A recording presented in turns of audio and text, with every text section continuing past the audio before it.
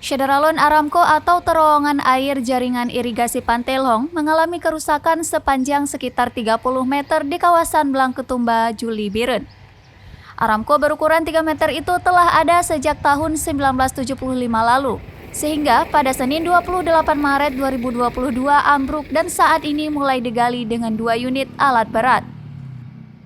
Bupati Biren, Muzakkar Agani, pada Jumat kemarin menyempatkan diri melihat secara dekat kondisi Aramco dan berharap kepada PUPR untuk segera ditangani. Terowongan air jaringan irigasi Pantelong Biren ini memiliki total panjang sekitar 2 km yang mengalir sawah di 7 kecamatan dengan luasnya mencapai 6.050 hektar. Kadis PUPR Biren, Fadli Amir mengatakan, saat ini pekerjaan dilakukan secara darurat agar pintu air segera dibuka untuk mengairi sawah petani yang saat ini mulai mengalami kekeringan. Sedangkan penanganan permanen akan dilakukan 3 bulan ke depan atau setelah padi dipanen, sehingga musim tanam berikutnya air akan lancar kembali. Tinjau 4 hari yang lalu,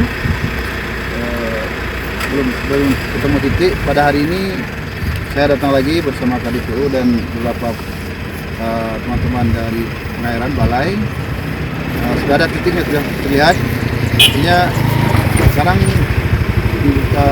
dilakukan penanganan darurat, dipasang pohon kelapa dan lempengan belum aspal, lalu dipasang kiri kanan.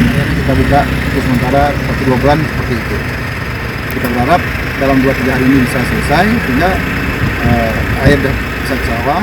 Dari Biren, Yusmandin Idris, Serambi On TV.